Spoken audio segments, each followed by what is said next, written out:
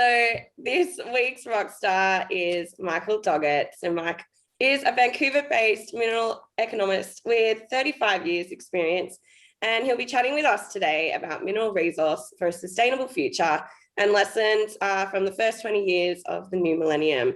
So thank you so much, Mike, for joining us. We're really looking forward to hearing from you. Yeah, no worries. Thanks for the invite, Jessica, and good afternoon, everyone.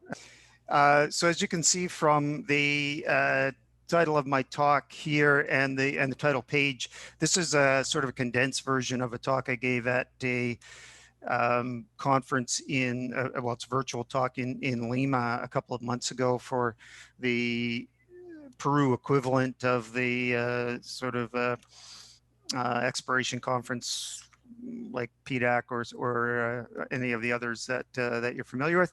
And the overall theme of the conference was mineral resources for a sustainable future.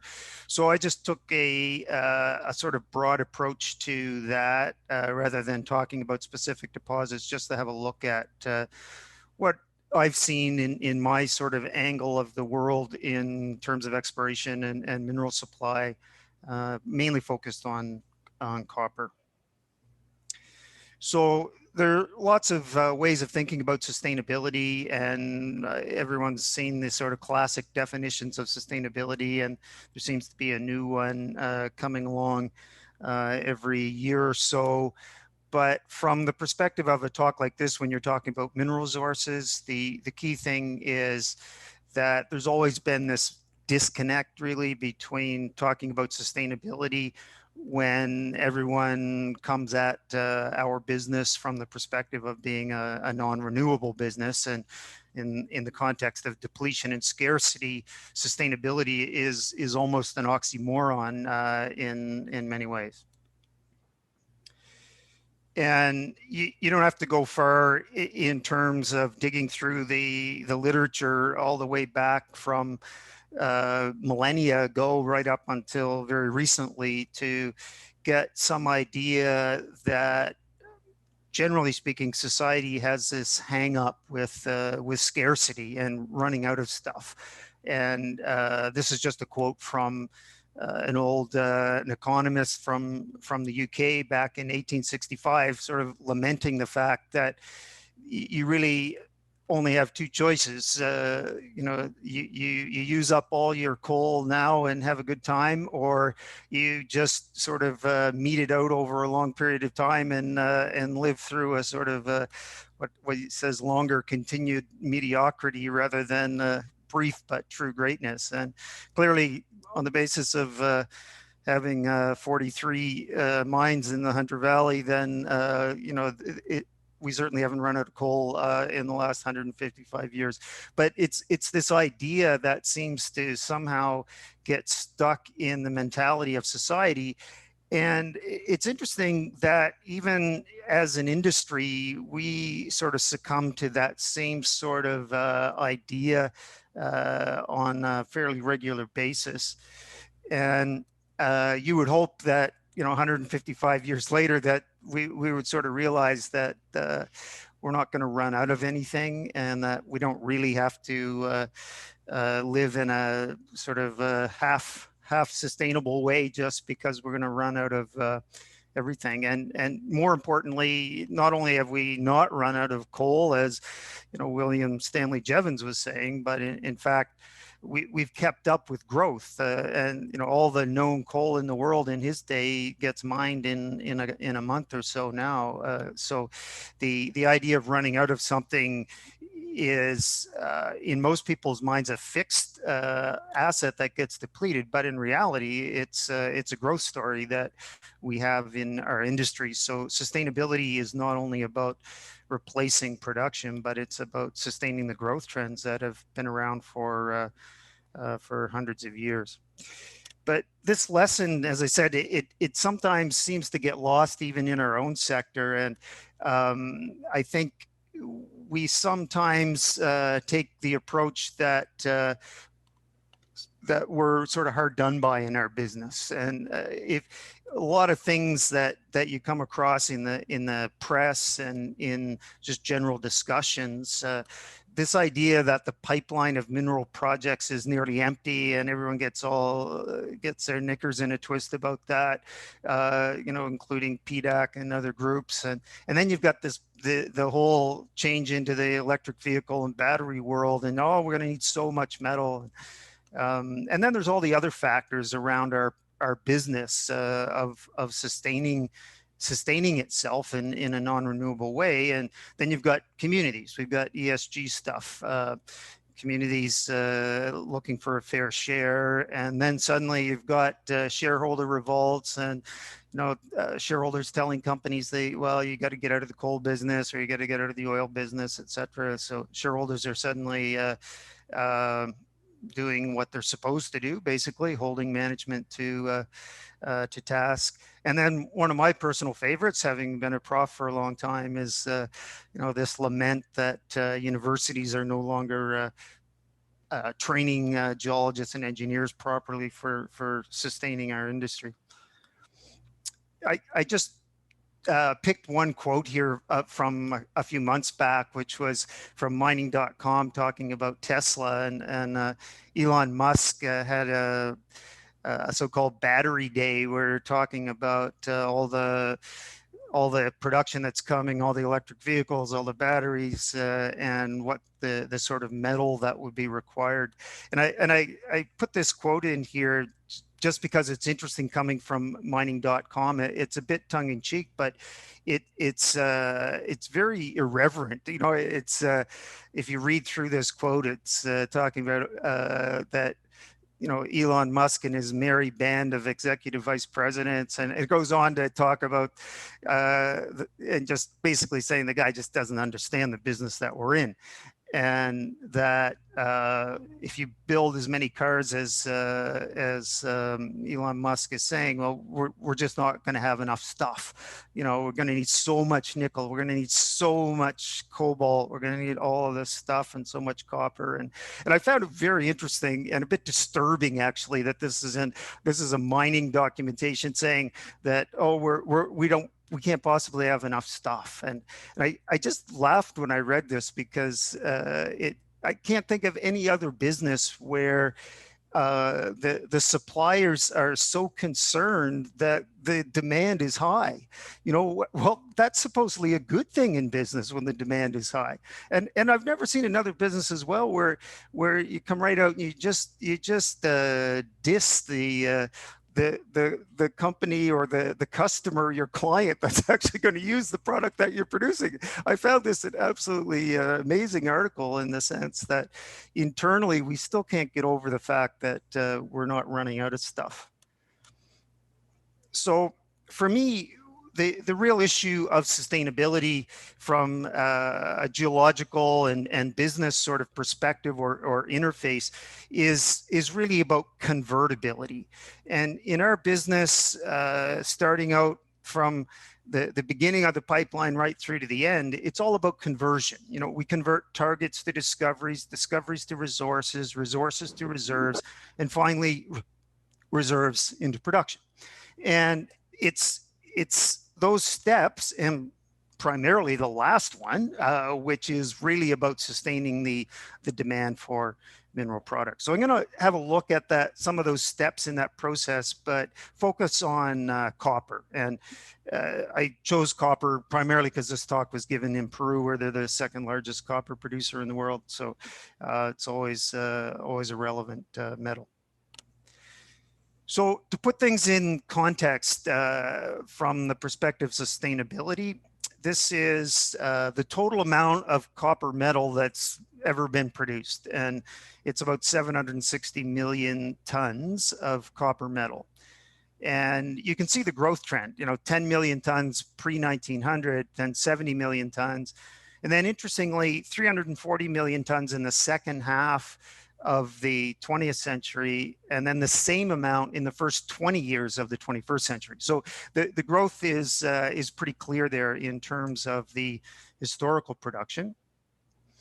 And if you look at that from a growth trend, you can see it's been pretty consistent. There are a couple years where there's been less production year over year, but for the most part, it's just a growth story. And over 30 years, that's been a compound growth rate of 2.75%. And for the last 20 years, about 2.15%.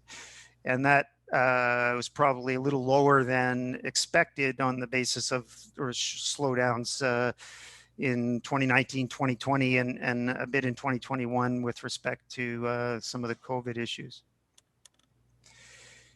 The price of the metal is clearly a big driver in the context of sustaining the industry, especially in a commodity such as copper, where you look at where most of the copper comes from in terms of big disseminated deposits. And so price has a huge role to play in terms of available metal to be converted into production to meet demand, because prices are high, cutoff grades are lower, average grades are lower. These big disseminated deposits suddenly are even bigger than they were at lower prices. So price is a big factor.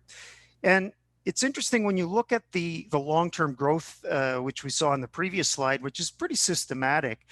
When you look at a 30-year window and you break it into two 15-year segments, you see that, interestingly, in the first 15 years of the past 30 years, from 91 to 2005, the real price of copper ranged up from about $1.10 to just under $2.50. And then in the next 15 years, it ranged from about $2.50 up to about $4.15 or so. And I've done a 3-year rolling average here to get rid of some of the peaks and troughs. But what's interesting here is that the industry has sustained itself and grown over that time frame. But you see in the second half, in fact, there's a brand new sort of step function in the price, in that the low price in the last 15 years, the lowest price is still higher, higher than the highest price in the previous 15 years. So there's clearly been a necessity to have a higher price on average, and it's moved into a different step to maintain that growth trend that we've seen over the past 100 years, but particularly in the past 20 or 30 years. So if you take that approach to things, then again, it's the idea that scarcity is not a physical construct, it's an economic construct. So all you need to do, if you're starting to run out of copper, then you have another step function, right? And the low price becomes $4.10 and the high price becomes $6. And then your cutoff grades go down and you're not going to run out of copper. I mean, you're not going to be mining sort of Clark values or anything. To me, that's a very clear picture that you're talking about an economic issue, not a physical issue. This next graph is looking at exploration expenditures for copper over global expenditures. And you see exactly the same thing. The amount of money that was spent looking for new copper in the first half of the past 30 years was ranged from about $500 million up to $1.2 billion. And then in the second part of the 30 years, the low value is the high value from the previous 15 years. And then you're all the way up to nearly $4.5 billion as the peak in 2012. And again, making that point here, this is just a graph taking those individual years and looking at the amount of money that was spent on exploration for copper in relation to the copper price. And it shouldn't be any surprise in this business that the driver of exploration is price. When prices are high, everyone's spending money. Big companies have profits, small companies, juniors can raise equity. So there's a super strong correlation between the price and the amount of money. So again, if sustainability is a question of finding and moving projects through the pipeline, and that is a function of having the money to do it, and that is a function of the price that's required to generate that money, well, it all comes back again to being an economic construct rather than a physical construct. So if we go back to this idea of convertibility, and again, focusing on the copper business, ultimately the steps of converting all the way from discoveries or targets all the way through to production, ultimately from a business or mineral economics perspective, the ultimate objective and for exploration should always be to get reserves. In today's world, you can't build a mine without reserves, so you have to have proven and probable reserves, and then you have the last step of conversion to get those into production. But you can't have a mine without those. So exploration is basically to get you there and then turn it over to the mine. So if we think about convertibility, a very simple metric of that is to focus on the reserve base. And if we're an industry that needs to be sustained and is going to grow, then we clearly need a base of reserves, given the long timelines that are associated with both finding, permitting, and getting social license and building mines. You need a fairly healthy base of reserves in order to sustain the industry. So one way to think about the effectiveness in replacing reserves is to look at the reserve balance over a 20 or 30-year window relative to the amount of money that we're spending to create that reserve base, which is ultimately the exploration expenditures. So what I've done here is made a little equation, which is y minus x plus Z. So Y is the reserves at the end of the period in 2020. X is the reserves at the end of the year that begins the period, in this case 2000. And then Z is just all of the production during that time frame, because clearly all of that production came out of the reserve base. So if you look at that over the past 20 years and or 30 years, you see that we've increased the reserve base, or a net addition to reserve base, of 870 million tons of copper over the past 20 years. And if you go back 30 years, it's about 1 billion tons of copper. So that's what we've added into the reserve base. So that's the ultimate objective and outcome of all the exploration activity that's taken place during that time. And some of it was before that time as well, in terms of the long timelines associated with conversion of resources and targets into resources and then into reserves. So that shows that we've been pretty effective at replacing copper. It's not like we were suddenly running out. We've got more reserves now than we've ever had, basically. So from an effectiveness of our expenditure, it seems like there's no real issue with scarcity there. But from the perspective of making money, or from a business perspective, we can think more about the efficiency rather than just the effectiveness of adding reserves. Because if you're spending more money to add reserves than they're worth, then that's not a very good business model. So we can think about a simple measure of efficiency, which is just seeing how much money we spent as an industry to add these reserves into the copper sector. So basically, it's just taking the cost, which is the exploration expenditures, divided by the net reserve additions that we just looked at. And if we do that, what you see is over the past 20 years globally, there's been about $44 billion spent on copper exploration. Divide that by the tons of copper added to reserves, basically it's about $50 a ton. If you take all the exploration expenditure and all the reserves that have been added, it's pretty damn cheap, 2 cents a pound or $50 a ton. And if you go back over 30 years, it's about the same. It's about $53 a ton. So that suggests as well that from the measure of efficiency, it hasn't really cost us that much to replace those reserves. So at least historically, over the past 20 or 30 years, where we've seen that consistent growth, I don't think there's much of an issue there to suggest that we're running out of things and it's costing much more than it used to in terms of replacing reserves. So that's a quick look back at the copper sector, just with a few simple metrics. But clearly, sustainability is about looking forward, not looking backwards. So what can we learn from looking at the historical numbers? And then the questions, the really basic questions you have to ask is, what is it that we need to sustain, in the sense of what is the future growth likely to be?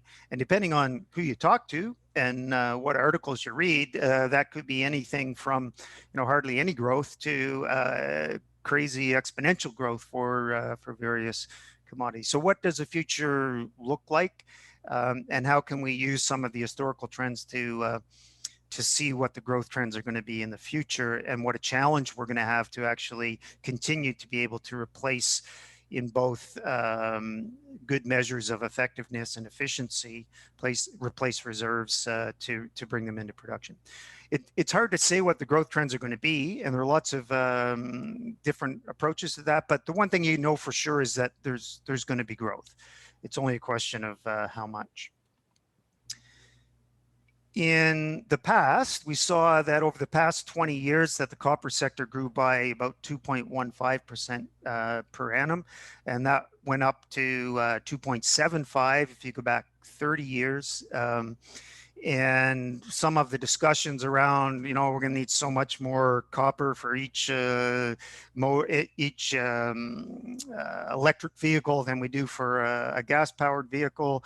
And so there's some idea that it could be even higher than the 2.75 that we saw over the past 30 years.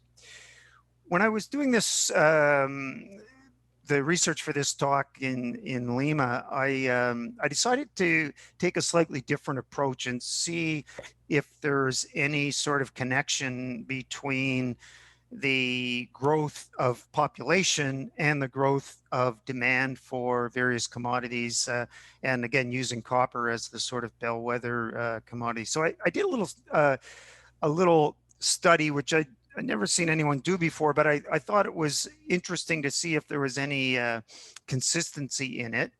So I went back and looked at the world population growth over since 1950 all the way up to 2100, and you can see on this graph, you've got percent population growth on the y-axis, and you've got time on the x-axis, and you see that the rate of growth in population peaked at about 2.2% annually in the early 1960s, and it's basically been on a black diamond ski slope ever since. It's just coming down. And if you look, I don't know if you can actually see my mouse or not, but if you look here where we are now, we've just came down below the sort of 1%.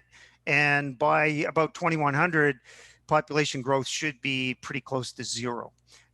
So that is interesting when you're looking for sort of long-term metrics to think about, because when you talk about mineral supply, it's a long-term game, right? The length of time from starting to analyze targets and getting them all the way through the hurdles and the timelines to get into production. For a big copper mine, typically it's 20 to 25 years from the time it's discovered till the time it's actually in production, on average around the world. So timelines looking ahead over the next 50 or 60 years is not, it's not out of place in terms of the timelines of our business. So what I found when I looked at this was an interesting ratio, going all the way back to 1960, and then going from 1980, and then going from 2001. I found that the percent growth in copper over that time frame relative to the percent growth in population was very consistent. In fact, the ratio was about 1.8. Which means that if population was growing at 1%, that the copper industry was growing at 1.8%. And again, it's a very simple metric. It's not meant to be any sort of formal thing. And you can debate all sorts of issues around intensity of use and all sorts of interesting things. But I found it just completely by coincidence. I found these numbers and I found them very interesting, given the UN sort of projection of the ski slope over the next 50 to 80 years in population growth. That if you believe in this metric, then one of the things that sort of goes away in the long term is this huge growth rate in metals, and in using copper as this example. So if you're looking ahead 20 years and population is going to average 0.8% per year, if my ratio is right, then copper growth is going to start dropping off to about 1.5.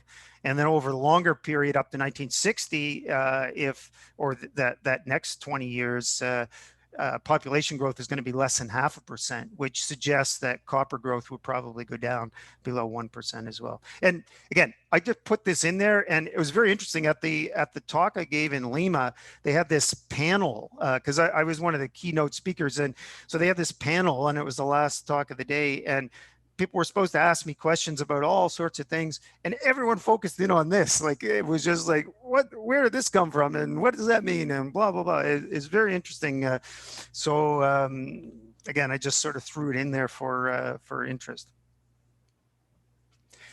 So if you take the idea of continued growth and you project it ahead over the next, say, 40 years or so, and you look at the three metrics that I put out there, which was the lower growth related to population trends, the 20-year average, which was 2.15, and the 30-year average, which is 2.75.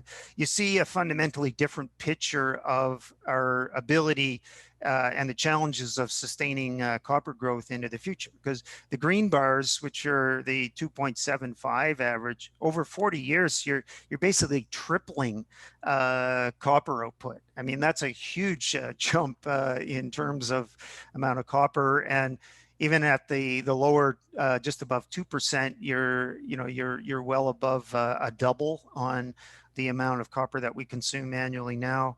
And then that's clearly a lot lower if you believe in my population ratio metric. And if you just compare that with historical trends of copper, you can see how crazy it is in terms of the amount of copper we're going to need in the next 40 years. Even in the low growth scenario, it's going to be much higher than the total amount of copper we've ever produced up until now. And under the big growth scenario, scenario 3, it's going to be more than double in the next 40 years than all historical history. So I'm not downplaying the challenge of sustainability. It's a real one.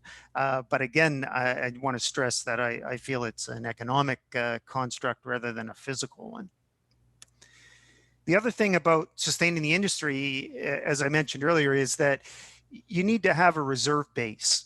And if you take the amount of reserves each year from USGS and divide it by annual production, you see that over the past 20 years, the average number of years of future production represented by the reserves at the end of any year has averaged about 35. So it means that if you didn't grow the sector, at least the reserve base, not of all of which will be mined, would represent about 35 years of future production. So that means then if we wanted to maintain that ratio, it means that over the next 40 years, not only are we going to have to produce 1.1, 1.3, and 1.5 billion tons of copper, but if we want to maintain the industry in its historical sort of context where we always have about 35 years of reserve in our back pocket, that means we've got to add 35 years of reserves. This is how much reserve we would need in addition to all of this production. So the amount, the net additions, if we take out the current reserves, then we'd see that even with the low growth scenario, we'd produce 1.1 billion tons, but we'd need that much extra in reserves if we want to keep that sort of balance of having a 35-year forward look. Now, we've got 870 million tons of reserves right now, but even under that scenario, we're going to have to add 1.37 billion tons of copper into the system over the next 40 years. But if you go back to the efficiency metric, which was $50 a ton, that's entirely doable from the from the perspective of the amount of money that we would need to spend. That it's like $68 billion we would have to spend at $50 a ton, or about even if we increase it to $100 a ton, it's still $137 billion, which if you divide it by the 40 years, it's somewhere between 1.7 and $3.4 billion a year. Relative to historical expenditure levels, that's quite doable. But the issue is whether or not those types of efficiencies in the past are going to be in any way relevant to the cost of converting new copper reserves in production in the future.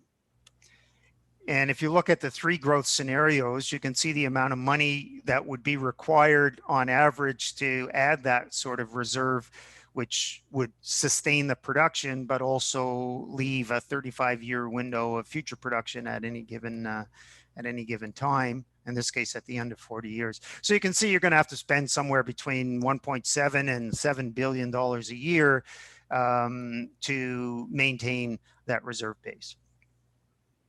And if you go back to this graph, if history tells us anything, and we know for sure that as the price goes up, there's going to be more money coming into the exploration world.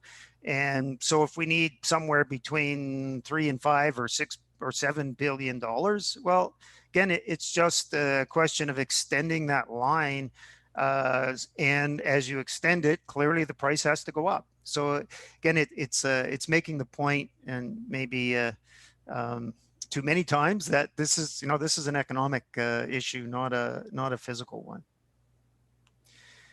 The other aspect of sustaining an industry, in particularly a growth industry like ours, is the role of technology. And in many ways, technology is sort of the natural foil to depletion. And we've been able to meet the demand for metals that have grown pretty consistently for a long time by incorporating technology, especially processing and mining and scale.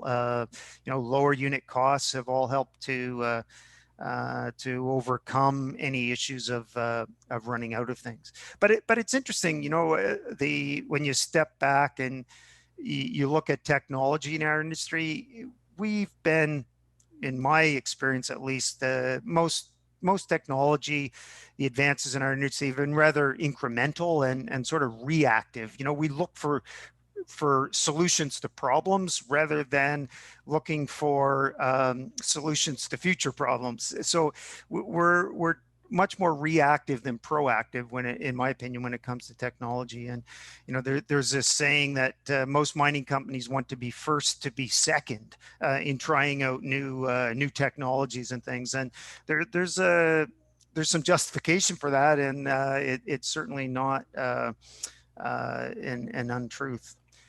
And if we look back, I mean, the role of technology has been interesting, and it certainly is going to change. And like a lot of things in terms of growth trends, I think our ability to use better technology, better AI, better big data, all of those things are a little bit slow to come to the mining business, but the pace seems to be picking up a lot. So I think there's some parts of our industry you wouldn't even recognize if you went back 50 years, and certainly if you go ahead 50 years, that you wouldn't recognize at all.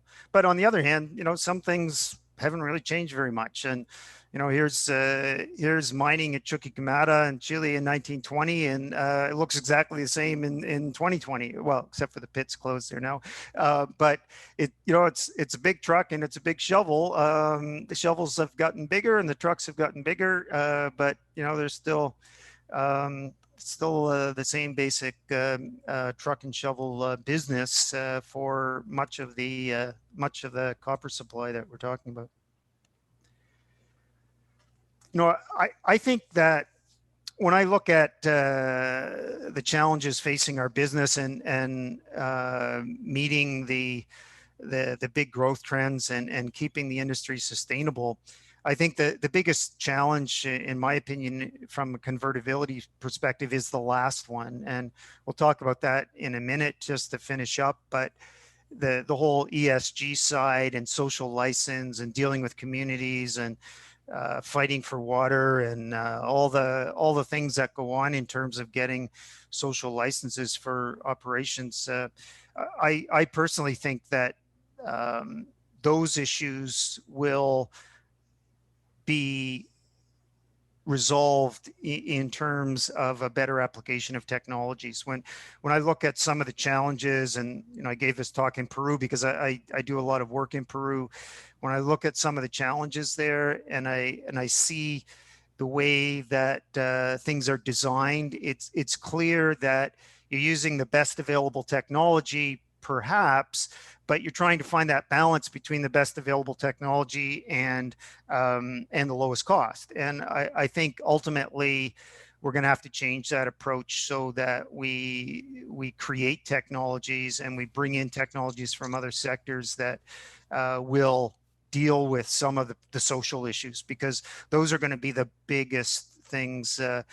I said it's an economic issue, but I think the reality is, to get that last step of convertibility, we're going to have to find better ways and solutions. And I think technology is a big part of that. When I look at the real fundamental issues in terms of many mining projects getting approval. So that leads to the sort of final step of convertibility, which is going to get the social license to convert your reserves into actual production. So we're clearly good at finding and delineating reserves and getting them into, or delineating resources and converting them into reserves. Historically, as I've shown, we've also consistently converted reserves into production, not just to stand still, but to meet pretty consistent growth trends over a fairly long period of time. But we all know that things are changing and have been for a while. But permission to convert those reserves into production certainly can no longer be taken for granted. And in some places, it just isn't going to happen. And I just picked a slide from the Mining Intelligence, which it's a couple of months old now, I guess, from this talk. But it was just looking at the top 10 development stage copper projects in the world by size. And you can see they're ranked from contained copper in the second to right hand column. Really interesting graph or table for many reasons. If you look at the last column, which is the grade, it's interesting if you're familiar with copper grades and the discussion about grades falling off and the whole idea of higher prices, lower cutoffs, lower average grades. You see a lot of these top 10 projects are sort of old school. They've still got pretty high grades on average. The other thing that's interesting is just in terms of the contained copper. If you go back a few slides and you see how much copper we're going to need to sustain this business, these top 10 deposits are pretty much a drop in the bucket. So that's an interesting aspect. But more to the point of the previous slide, which is the ability to take these deposits and go through the last stage of convertibility from reserves into production. What you see, if you're familiar with copper projects and you're familiar with any of these really big copper projects and where they are, the first thing that you'll recognize is that I would say 6 or 7 of these top 10 deposits are socially challenged or geopolitically challenged, if you will. Kamoa just got into production literally a couple of days ago. Pebble, for those of you familiar with that, been through so many ups and downs. I don't expect to see any copper come from that deposit in my lifetime. Reko Diq is still tied up in court with Antofagasta and Barrick. Tampakan, Man, I remember doing looking at a feasibility study for Tempakan in the late 1980s, and it's been through like 10 of them, and I still don't think it's in very good shape. Resolution, I mean, it's got some issues on surface there with land rights, but it's a big, deep project. Taka Taka and El Pachon in Argentina. Any of you have tried to do work in Argentina in the last decade? It's a challenging environment for sure. And again, Frida River's been around the block through feasibility studies up and down. So there's these are the if these are the top 10 projects in the copper space, there's a lot of challenge there in terms of when, or even if in some cases, those projects will ever at least in my 40-year window here, ever come into play in terms of helping to sustain the sector. So on the social license side then, again, just to re-emphasize that point that I think technology and money to a certain extent, but I think there are economic and technological solutions. And the reality is, and I know this from working in Peru, that there are a lot of projects out there that just are never going to receive a social license. It doesn't matter what the government says. It doesn't matter how good your company is with respect to ESG. It just ain't happening. And, you know, I've seen lots of those projects, and it's tough on the companies that are involved, but that's the harsh reality. And the other side of dealing with technology is that you can't, many of these communities, you can't use science and technology to overcome emotion. You know, I've been at so many meetings where you get geologists and engineers explaining things. And so, oh, here's the water study. This is what it means. And it's a waste of time in the sense that you're not approaching the problem right, in the sense that these are emotional decisions in many cases.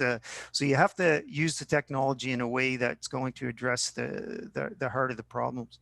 But I do feel, however, that there are ways forward for most of these projects that are stalled. And it's a question of proper technology and approach. And I think, again, it can be dealt with as an economic construct rather than a physical one or even an emotional one. And if you go back to the original Brundtland report on sustainability,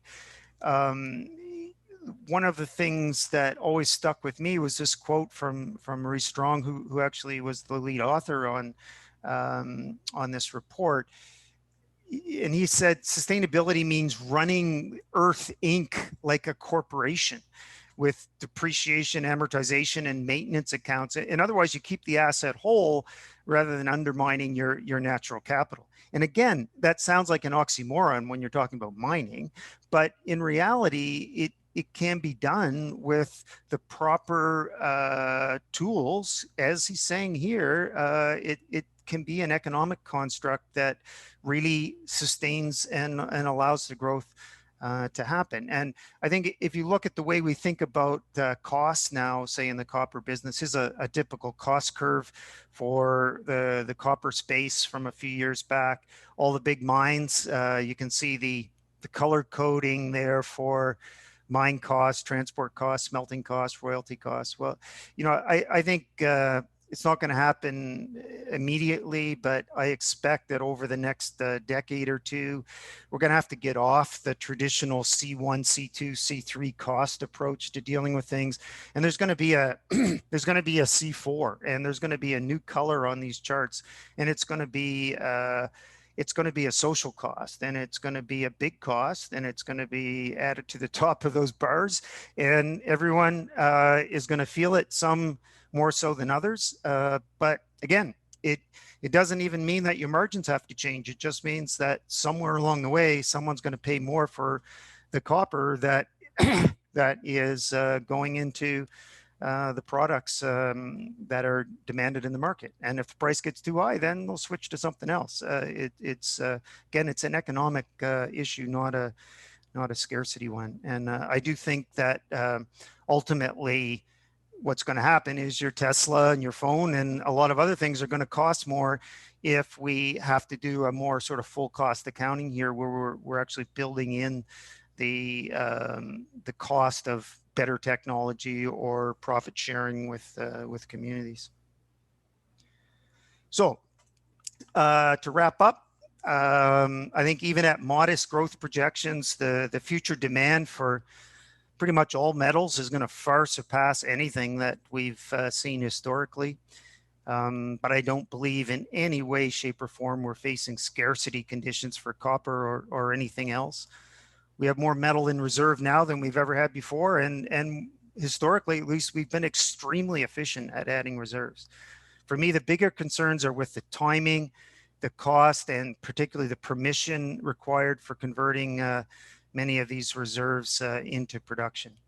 And ultimately, you're going to see ups and downs. This is a cyclical business, and in the short term, you're going to see all sorts of issues affecting prices and inventories, and you're going to see some really high prices that come out of that. The same way that you saw big spikes in cobalt prices and lithium prices and whatever, you're going to see some of that in copper and most other metals along the way. But this is a business, remember, and so what I always say to people saying, "Oh my God, we're going to run out of stuff," and I say, "Well, if you think about this as an economic issue, that means the price is going to go higher. And what the hell's wrong with high prices anyway?" So that's the bottom line for me. And I only have one more thing to say. I know we started out this session with some humor, and I don't want to take away from that moving into your weekend.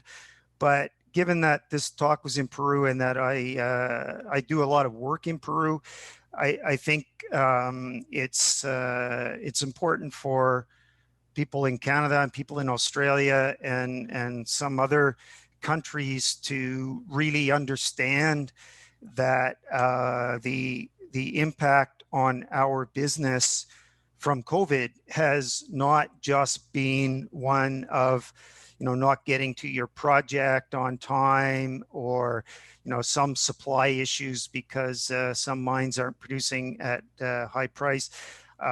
In a country like Peru, COVID has been completely devastating, and it's terrible. I have a small company there. We had 3 employees when COVID started. We have 1 employee now. And one of my really good friends, who's also a geologist there, also died a couple of weeks ago from COVID. And so I just wanted to end on a bit of a downer note, sorry, but just to recognize my colleagues from Peru.